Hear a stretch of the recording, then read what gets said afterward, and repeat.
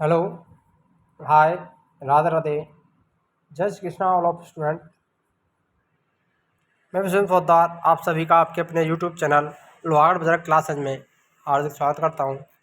मेरे प्यारे साथियों, आज के वीडियो में आपके लिए राजस्थान हिस्ट्री की जो हमने क्लास शुरू की है, एनिमल अटेंडेंट, पशु प्रचारक, भर्ती एग्जाम के लिए और REET, RPSC first grade, second grade, Rajasthan police, इन सभी के लिए राजस्थान इतिहास के टॉप इंपोर्टेंट क्वेश्चन जो आपके लिए महत्वपूर्ण होने वाले हैं, उसके अंतर्गत दूसरी क्लास है आज के वीडियो में। तो आज का पहला क्वेश्चन है, किसके शासनकाल में सबसे अधिक मंगोल आक्रमण हुए। मंगोल आक्रमण की बात की गई है यहाँ पर। किसके शासनकाल में सबसे अधिक मंगोल आक्रमण हुए थे? बर्मन के समय, अलाउद्दीन खिलजी, मोहम्मद तुगलक, फिरोज शाह तुगलक। तो देखिए यहाँ पर जो राइट आंसर होने वाला है वो क्या हो जाएगा मेरे प्यारे साथियों? तो वो हो जाएगा अलाउद्दीन खिलजी। दूसरा वाला ऑप्शन यहाँ पर राइट हो जाएगा। मंगोल साम्राज्य 13वीं और 14वीं शताब्दियों के दौरान एक विशाल साम्राज्य था। इस साम्राज्य का आरंभ चंगेज खां द्वारा मंगोलिया की घुमंतू जनजातियों के एकीकरण से हुआ था। इसके द्वारा हुआ था मंगोल आक्रमण, मंगोलों का साम्राज्य चंगेज खां। अलाउद्दीन खिलजी के शासनकाल में सर्वाधिक मंगोल आक्रमण हुए थे। नेक्स्ट क्वेश्चन देखिए, इनाम भूमि किसे दिया जाता था? इनाम जो भूमि है वो किसको दी जाती थी? विद्वान और धार्मिक व्यक्ति को, मनसबदारों को, पैतृक राज्यों संग्राहक को या कुलीन वर्ग को। तो इनाम जो भूमि है वो किसको दी जाती थी? विद्वान व धार्मिक व्यक्ति को। पहला वाला ऑप्शन पर राइट हो जाएगा। राजा मानसिंह के पास कुल कितनी मनसबदारी थी? यानी मुगल काल में राजा मानसिंह को कितनी मनसबदारी प्राप्त थी? 4000, 7000, 8000, 5000। तो कुल कितनी थी? 7000। दूसरा वाला ऑप्शन यहाँ पर राइट रहेगा। पहले ये 5000 ही था, लेकिन इसका मनसब बढ़ा करके 7000 ही कर दिया गया था।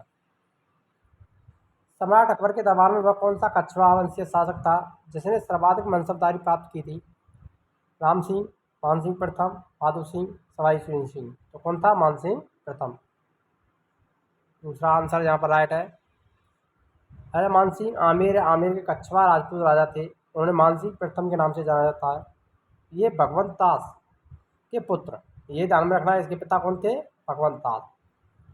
वेरी इंपॉर्टेंट है। मानसिंह के पिता भगवंत दास वह अकबर की सेना के प्रधान सेनापति थे। उन्होंने आमेर के मुख्य महल का निर्माण करवाया जिसने सर्वाधिक मनसबदारी प्राप्त की। रागमंजरी रागचंद्रोदय मानसिंह के किस दरबारी विद्वान द्वारा लिखे गए? तो ये किसकी रचना है? रागमंजरी रागचंद्रोदय, मुरारीदान, ईसरदान, पुंडरीक विट्ठल, पंडित जगन्नाथ। तो इसका जो आंसर रहेगा राइट आंसर पुंडरीक विट्ठल की रचना है। तीसरा वाला ऑप्शन यहाँ पर सही हो जाएगा। राजा मानसिंह को फर्जंद एवं राजा की उपाधि किसके मुगल शासक द्वारा दी गई थी? किसके द्वारा दी गई? शाहजहां, अकबर, जहांगीर, शेरशाह सूरी।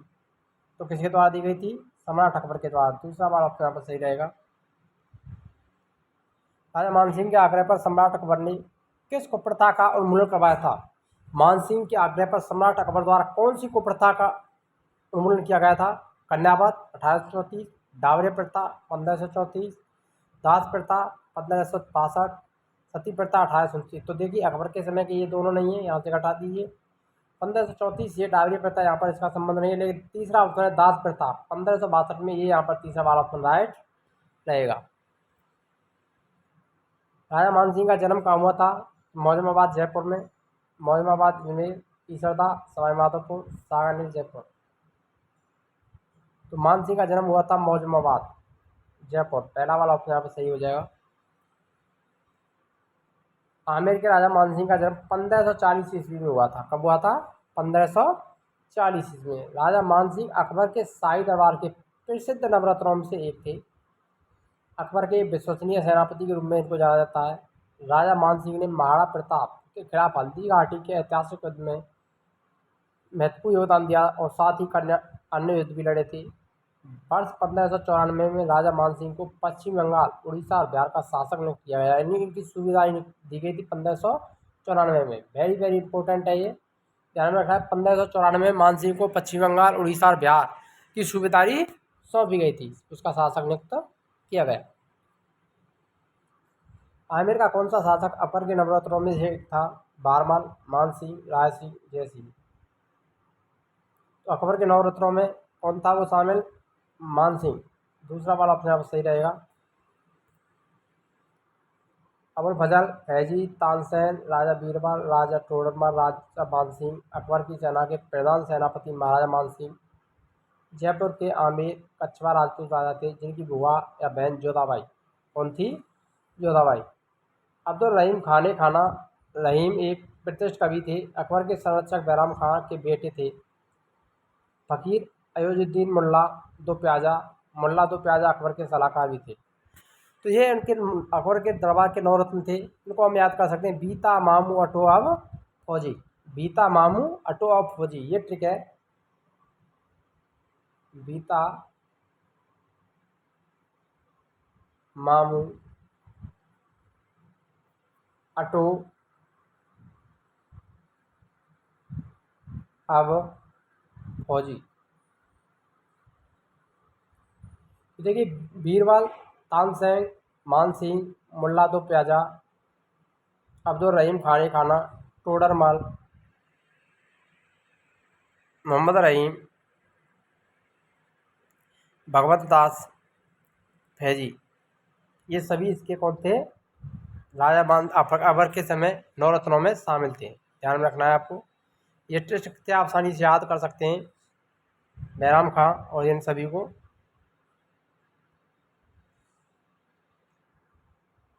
चौहानों का सर्वाधिक विस्तार किस शासक के काल में हुआ? अणुराज, पृथ्वीराज, वासुदेव, विग्रहराज चतुर्थ।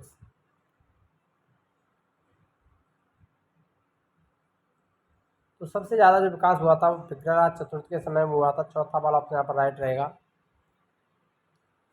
पृथ्वीराज चौहान तृतीय के घोड़े का नाम क्या था? चेतक, महाराणा प्रताप, नाट्यरंबा, चकतरा, नृत्य नाटकी। तो यहाँ पर नाट्यरंबा, पृथ्वीराज चौहान के घोड़े का नाम क्या था? नाट्यरंबा। दूसरा वाला ऑप्शन सही हो जाएगा। वेरी वेरी इंपॉर्टेंट क्वेश्चन है ये परीक्षा की दृष्टि से। जालौर के चौहानों में प्रसिद्ध शासक कौन था? कीर्तिपाल, समर सिंह, उदय सिंह, कानड़देव। तो कानड़देव जालौर के चौहानों में प्रसिद्ध था। चौथा वाला ऑप्शन यहाँ पर राइट रहेगा।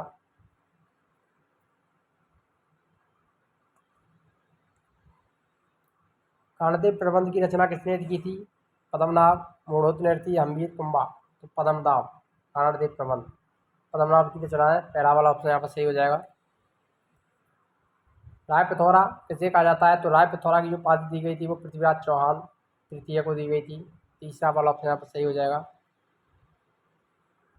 पृथ्वीराज चौहान 1166 से 1192 चौहान वंश के हिंदू क्षत्रिय राजा थे जो उत्तरी भारत में 12वीं सदी के उत्तरार्ध के दौरान अजमेर और दिल्ली पर राज करते थे। पृथ्वीराज को राय पिथौरा भी कहा जाता है। वह चौहान राजवंश के प्रसिद्ध राजा थे। राय पिथौरा की उपाधि दी गई है इनको। पृथ्वीराज चौहान का जन्म अजमेर राज्य के महाराजा सोमेश्वर के यहाँ हुआ। ये इंपॉर्टेंट है यहाँ पर। किसके यहाँ हुआ था? महाराज सोमेश्वर के यहाँ। चंद्रवरदाई का मूल नाम? चाणक्य। तो चाणक्य, कौटिल्य, विष्णुगुप्त, महेश भट्ट, सोमदेव, पृथ्वीवट, बल्लादी। तो यहाँ पर दूसरा वाला ऑप्शन सही रहेगा। पृथ्वीराज राजो ग्रंथ का उद्धारक किसे कहा जाता है? यानी पृथ्वीराज राजो चंद्रवरदाई ने तो लिखा था, लेकिन इसके उद्धारक की बात की गई है तो वो कौन थे? कर्नल शेमस्टोन। यहाँ पर राइट हो जाएगा चौथा वाला ऑप्शन। अलाउद्दीन खिलजी के रणथंभौर आक्रमण के समय अलाउद्दीन का सेनापति कौन था? महमूद शाह मंगोल, मोहम्मद खां, उलुग खां और जलाल खां। तो उलुग खां 1900 को भेजा गया था। तो तीसरा वाला ऑप्शन यहाँ पर राइट रहेगा। उलुग खां को सेनापति बनाया था। अलाउद्दीन खिलजी के किस विद्रोही को अमीर ने शरण दी थी? तो मोहम्मद शाह मंगोल को दी गई थी। तीसरा पहला वाला ऑप्शन यहाँ पर राइट हो जाएगा। चिश्ती संप्रदाय में मुरीद किसे कहा जाता है? उत्तराधिकारी, शिष्य, गुरु, इनमें से कोई नहीं। तो मुरीद कहलाते हैं शिष्य। चिश्ती संप्रदाय में मुरीद किसको कहा जाता है? शिष्य को। दूसरा वाला ऑप्शन यहाँ पर करेक्ट रहेगा।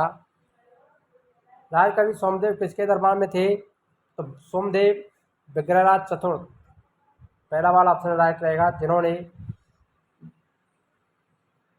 सोमदेव किसके दरबार में थे? विग्रहराज चतुर्थ, जिन्होंने ललित विग्रहराज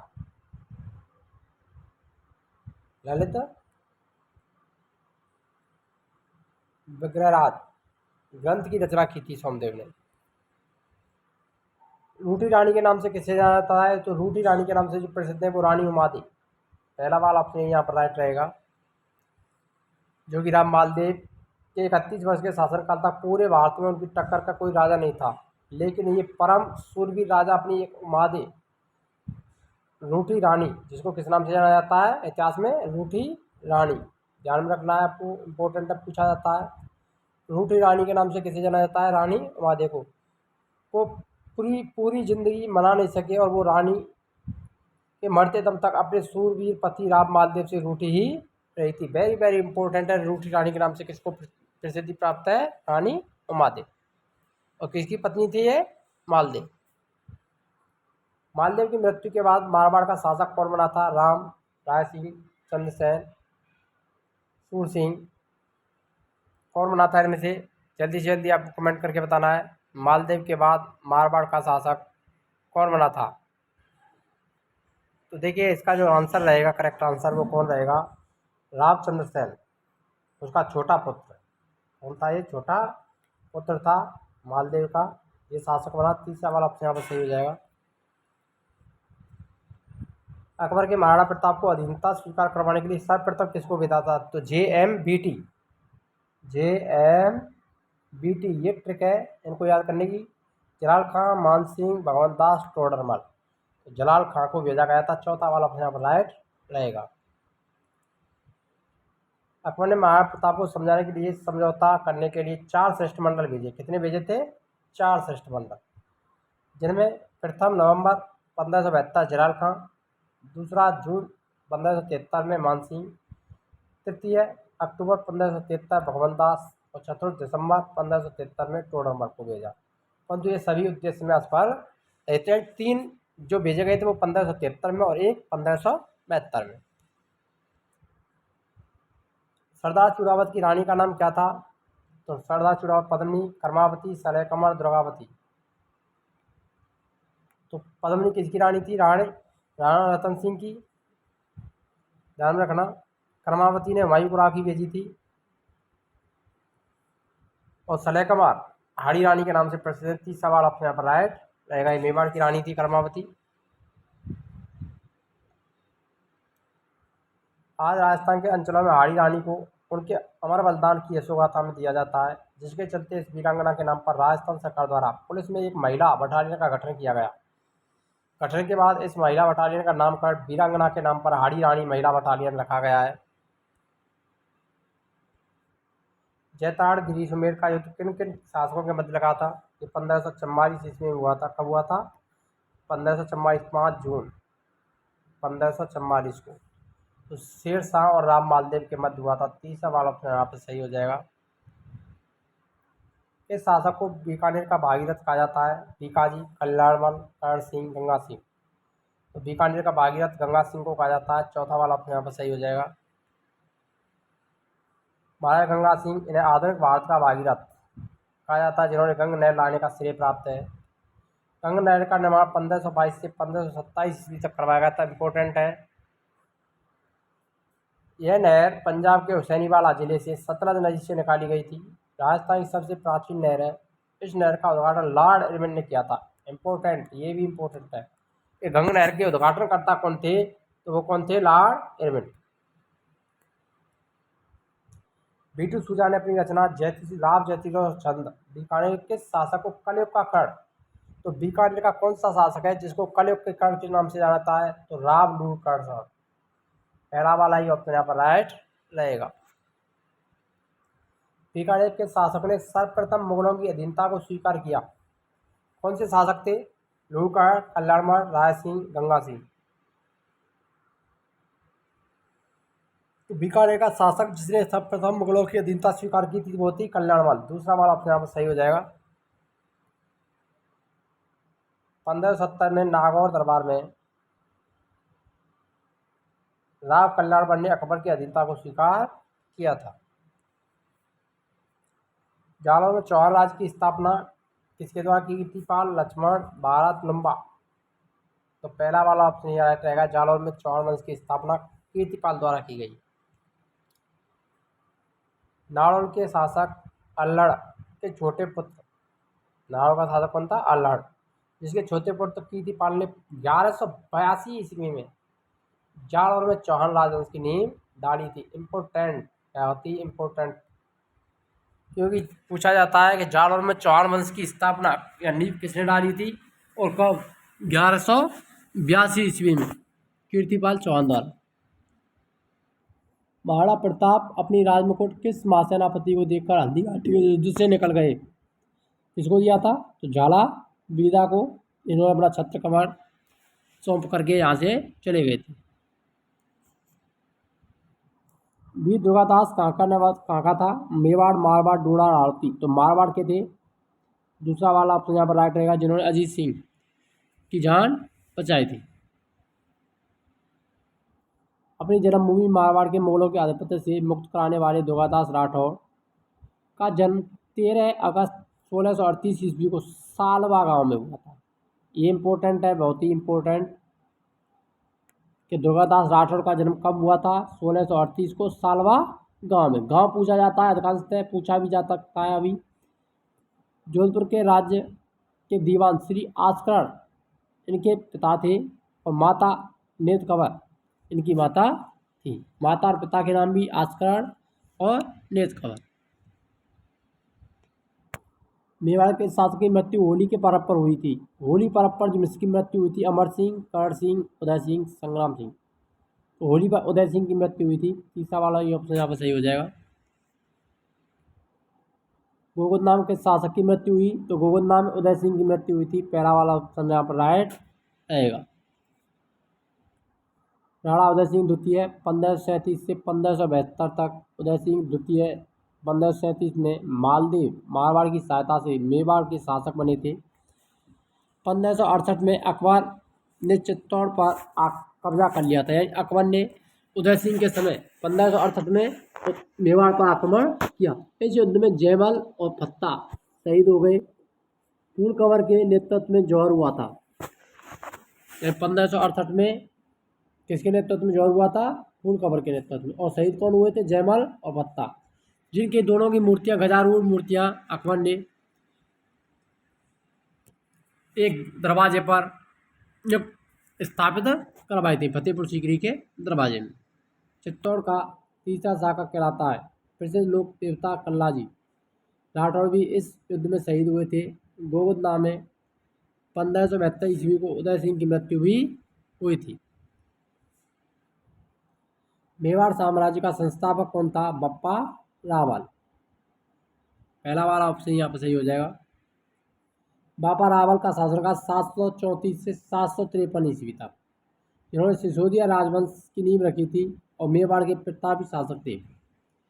उदयपुर मेवाड़ रियासत की स्थापना 8वीं शताब्दी में सिसोदिया राजपूतों ने की थी, जिसमें बापा रावल को कालभोज के नाम से भी जाना जाता है। कालभोज की उपाधि भी उनको प्राप्त थी। जनता ने बापा रावल के प्रजा संरक्षण, देश रक्षण आदि कामों से प्रभावित होकर के प्रजा संरक्षण, देश रक्षा आदि कामों से प्रभावित होकर इसे बापा की पदवी यानी उपाधि प्रदान की थी। कल्लटौड़ के अनुसार 728 ईस्वी में बप्पा रावल ने चित्तौड़गढ़ को राजपूताने पर राज्य करने वाले मौर्य वंश के अंतिम शासक मान मौर्य से छीनकर गोयल वंशीय राज्य की स्थापना की थी। तो गोयल वंशीय राज्य का संस्थापक कौन था? बप्पा रावल। जैसे किसको रहा था? मान मौर्य या मान मौर्य को हराया था। अलाउद्दीन खिलजी के आक्रमण के समय रणथंभौर के पतन के समय यहाँ के शासक कौन थे? तो रणथंभौर के शासक कौन थे? हम्मीरदेव चौहान। तीसरा वाला ऑप्शन यहाँ पर राइट रहेगा। रतन सिंह चित्तौड़ के शासक थे। ख्वाजा मोइनुद्दीन चिश्ती भारत में किसके शासनकाल में आया था? तो पृथ्वीराज चौहान तृतीय। दूसरा वाला ऑप्शन यहाँ पर सही रहेगा। हजरत शेख उस्मानी हारूनी जो कि ख्वाजा मोइनुद्दीन चिश्ती के गुरु थे। ख्वाजा मोइनुद्दीन चिश्ती के गुरु कौन थे? हजरत शेख उस्मान हारूनी। इंपॉर्टेंट है, ये पूछा जा सकता है मोइनुद्दीन चिश्ती के गुरु का नाम क्या था? इस युद्ध के बाद चौहान का पतन हो गया था। तो तराइन के द्वितीय युद्ध के बाद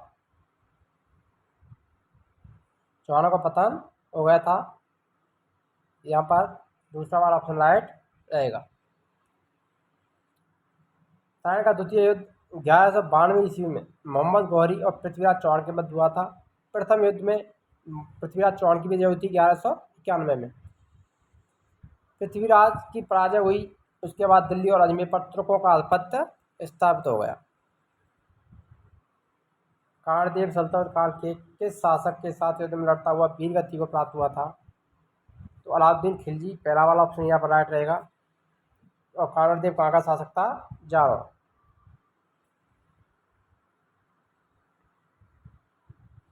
और कब आक्रमण किया था? 1311 ईस्वी में। जालौर पर आक्रमण 1311 ईस्वी। यहाँ के शासक का काल स्थापत्य कला का स्वर्ण युग, तो महाड़ा। चौथा वाला ऑप्शन यहाँ पर राइट रहेगा। चित्तौड़ आक्रमण के समय अलाउद्दीन खिलजी का कौन सा दरबारी कवि उसके साथ में था? तो अलाउद्दीन खिलजी के दरबारी कवि की बात हो रही है बरनी, मिन्हाजुल सिराज, अमीर खुसरो, अबुल फजल। तो अमीर खुसरो उसके साथ में था। तीसरा वाला ऑप्शन राइट हो जाएगा यहाँ पर। आपको वीडियो कैसी लगी कमेंट करके अवश्य बताएं और वीडियो को लाइक करें, शेयर करें। मिलते हैं नेक्स्ट वीडियो में, तब तक के लिए जय हिंद, राधे राधे।